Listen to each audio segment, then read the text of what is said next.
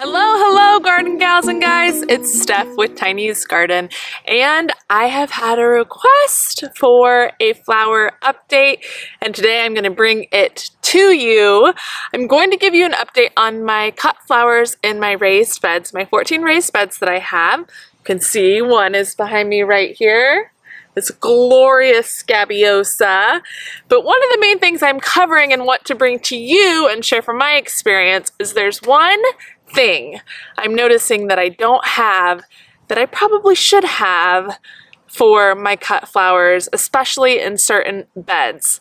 And I'm going to show you some examples right now. See if you can guess what I'm talking about.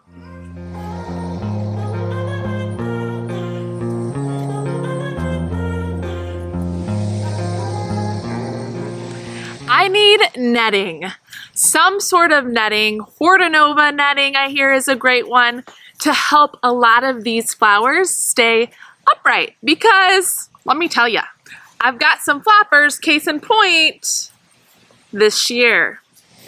As we go through and I take you on a tour of these raised beds, you'll see some flowers reaching for the sun at an angle, or in what was my tiny cut flower garden last year, which was beautiful and upright and everything pretty much stayed in its little spot.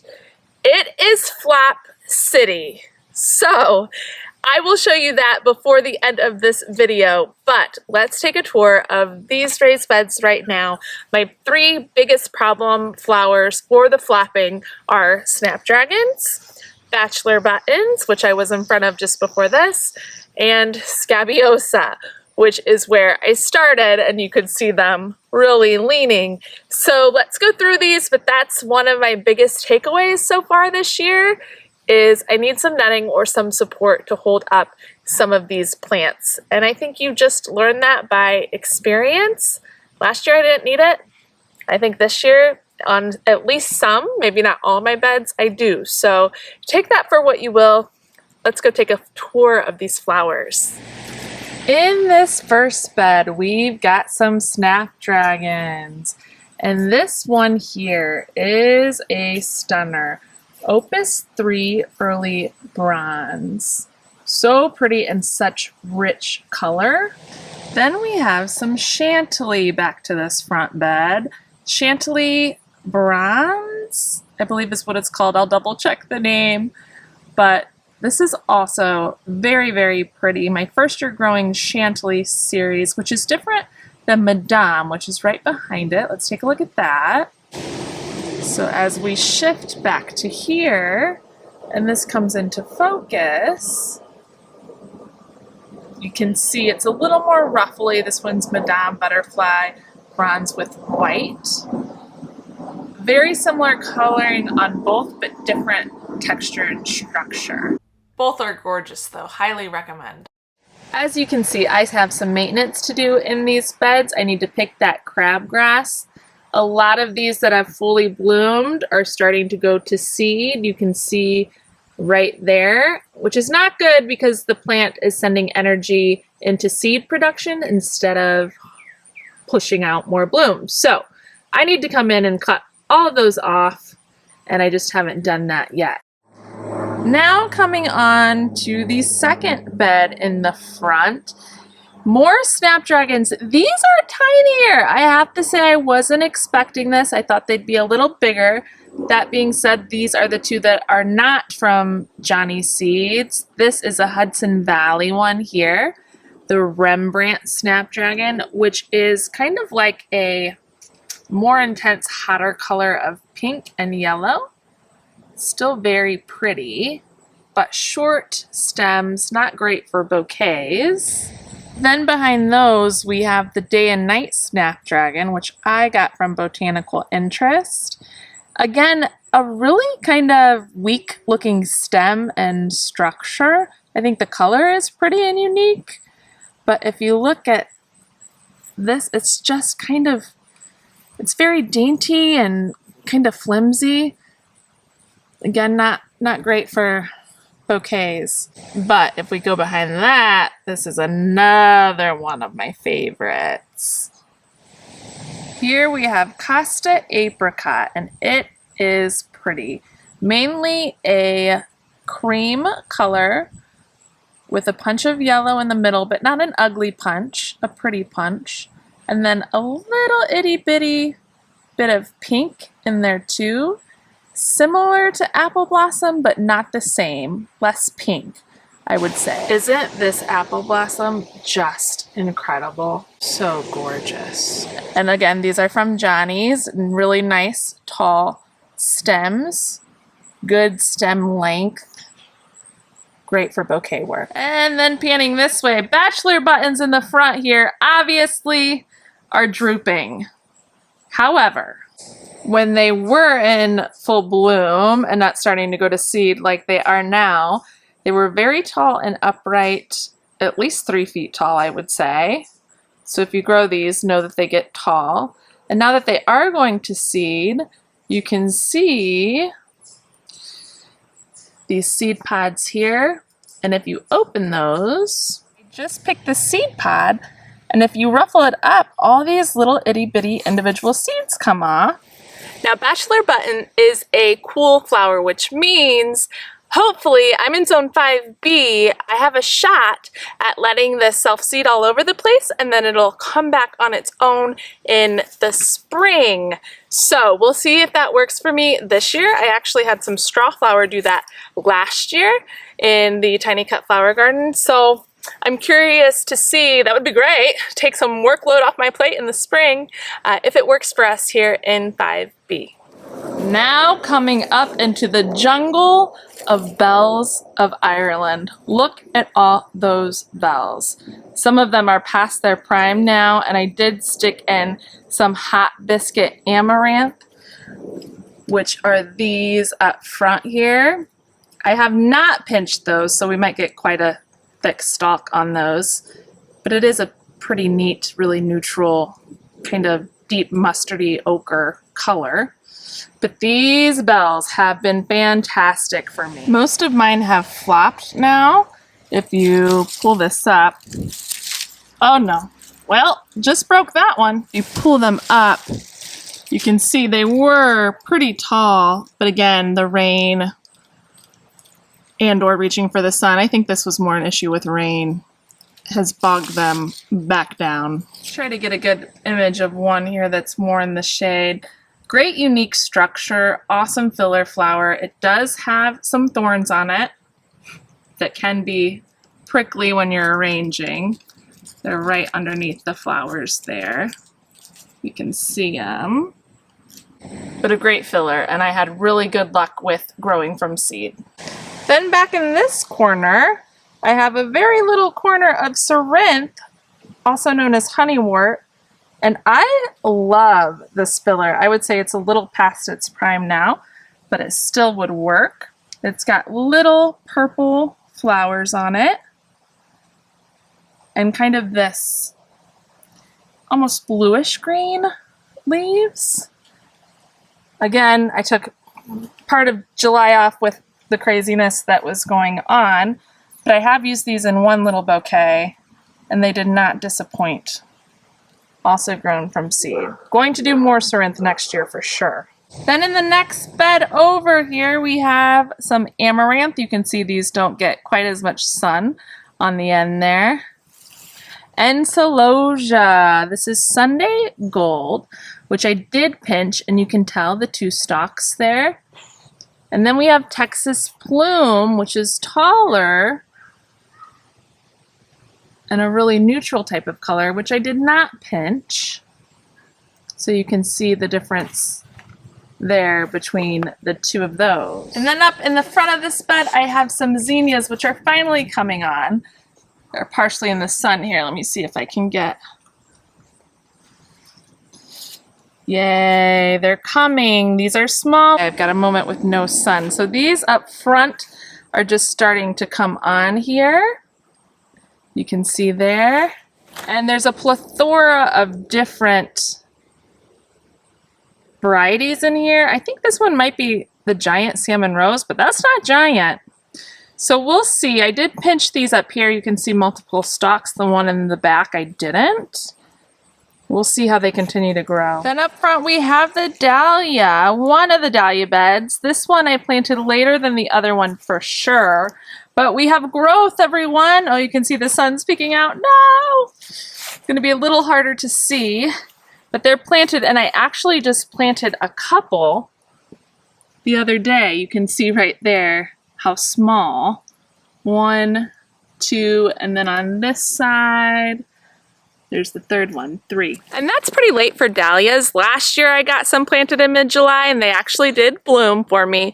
This year I went way earlier in the back with early June-ish, I want to say it was. But if you have some dahlias, get them in the ground. They might still bloom. Just get them in the ground. Now these gladiolas over here, funny story. Long story short, I went to my parents. I forgot my gladiola bulbs there because I took them some. I didn't get them till like a month or two later. I just planted these this week. It's July 28th. Yeah, July 28th. I thought they were rotted. Didn't even think they were really gonna bloom. Look at all these gladiolas coming up. They are growing. Quite fiercely, I might add. I maybe planted this 3 days ago.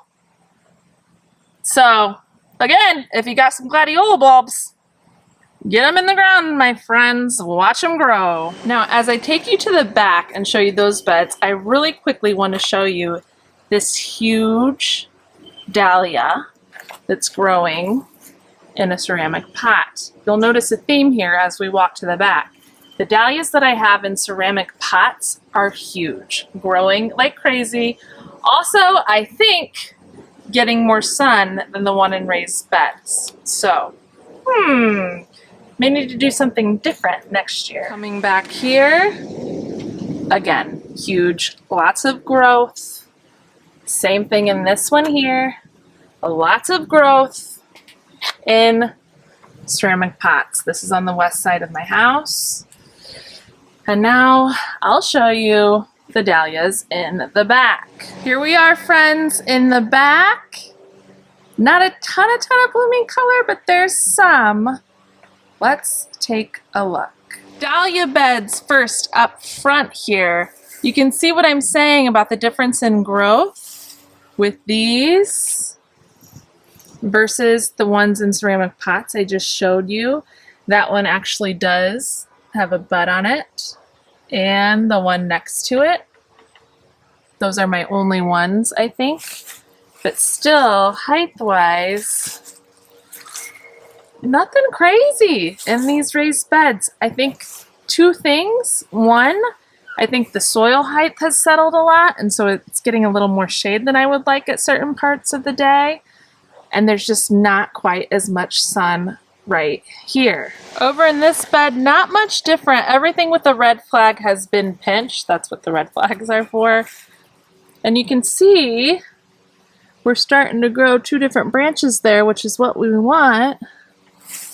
But height is nothing to write home about. So I'm thinking I may move these 2 beds over to the west side if I can figure it out. I've talked about that a little bit before in one of my videos. So, you know, we'll see. Now, funny thing here, you know what kind of foliage that is?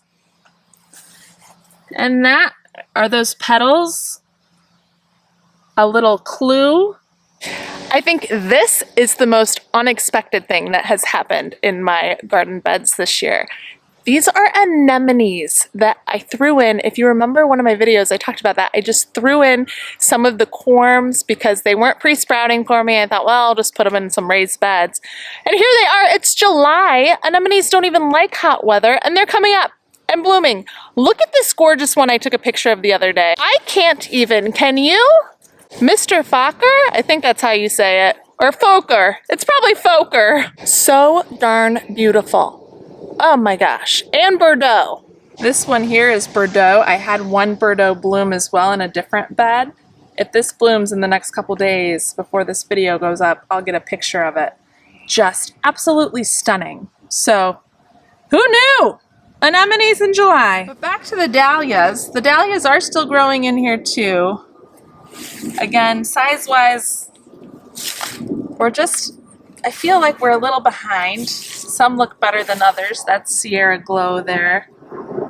pretty good size. So we'll see. We'll see. Let's come over to this bed and take a look at this beauty. I think she's a little past her prime, but I'll put a picture on the screen of what she looked like before.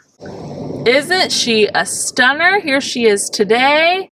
Oh my gosh. Pink Pickety Lisianthus. They grew. We made it. I've got my Lisianthus babies blooming. Now this is the doubly white. It is the most little perfect bloom, white bloom you have ever seen. Again, these could probably use some netting, but you get the idea there. So pretty. Behind the Lizzies, I'm still waiting on a couple other varieties, by the way, but I'm happy with it. I've at least got some blooms. We have cherry caramel phlox. You guys, I'm a big, big fan of this flower. Again, you can see they're reaching for the sun a little bit, but it smells absolutely heavenly. It's such a gorgeous and just pretty flower.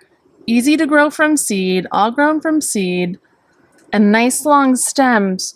Once you get in there and cut the first one nice and deep, I found that my stem length really improved, so it's great for bouquets. Love the cherry caramel phlox. Behind that bed, Scabiosa, you can see these are past their prime. I need to come in and deadhead those, but the ones that are getting ready to bloom look like that. And in proper bloom, this one has a ways to go because it's not completely open yet, but it's a nice red looking color. This is Fire King. And Black Knight over here. Oh, this is, what is the correct adjective for this? It's a very striking and rich looking flower. It's almost like an iridescent purplish black. Very, very pretty. Again, I need to come in and deadhead. And really, really long stems. One that is not doing good for me is the Fama White. And I'm not sure why, but Black Knight and Fire King are killing it. And then back here I have blooms. The Sahara mix, rudbeckia, is blooming and really pretty, especially for the fall. I mean, take a look at this. These plants are filled with buds, and you get a little something different on each plant. And then here, this one's a little more yellow. Really glad I put them in here. Decent sized stalks too. Now, y'all remember those zinnias I was trying to save that looked really unhealthy after I got back from vacation, and I did my best to save them and then planted them out here. They're taking off. Look at them growing. So it's worth trying to save those seedlings that you think may not go anywhere. This one is past its prime, but this was a giant salmon rose one. Beautiful, beautiful. Some of these others are just starting to come into bloom. This is what it looks like when they're getting ready to explode. And this is the stage right before that. And look at these little, I would call them friends, but they're not exactly friends. See that there? Japanese beetles, that's what's eating on these. Need to come in with some sort of spray, BT spray, maybe neem oil. And that's what is doing the damage on those leaves there. And these are the ones I'm talking about, that the stem length, if you see here, is longer than in the front beds. Now on the other edge of this bed are my cosmos. Now, I waited a while to pinch, and I should have just pinched them right away from the beginning because you can see how full they are. Multiple stems. Right there we've got a bud. So I'm gonna have some blooms soon. But that's the magic of pinching, is you can get a much fuller bounty because of multiple stems, and those are looking really good.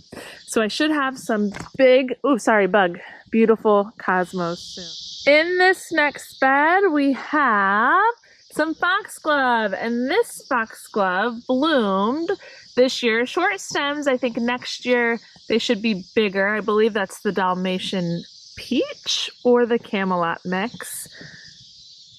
And Dusty Miller has finally started to really put on some growth in here. That's that beautiful silver. Looking good, but still not as much growth as the ones in my pots on the west side of the house. That seems to be a common theme. And these are fun, aren't they? Flamingo celosia. Really pretty, and I think those will dry nicely too if you wanted to use them in dried arrangement. It's also one that I did not pinch at first, but then I did cut it pretty deeply when I cut the first bounty, and they're much better, more fuller now.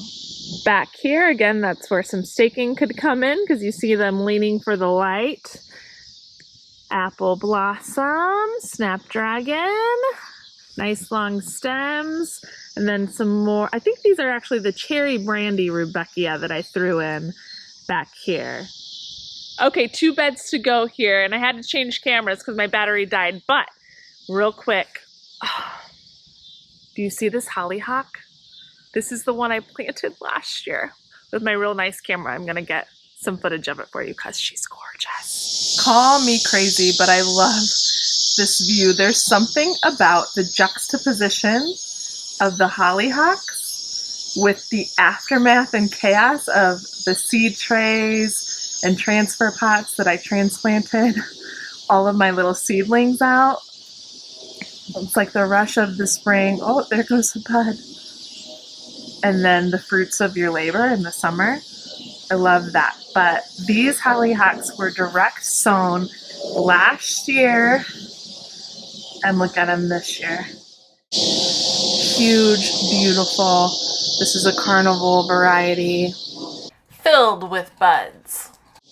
They don't bloom the first year, but the second year, this is just what I was hoping for, adding a charming little touch by the greenhouse. Last 2 raised beds here, we have some more of the Chantilly bronze.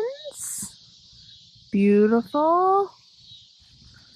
And coming down here, this is what I'm talking about with, this one's actually much more feathery than a usual anemone, but they're blooming. If we come all the way back here, the ones that I, again, just threw in, there's a bud there, and these 2 have started to bloom.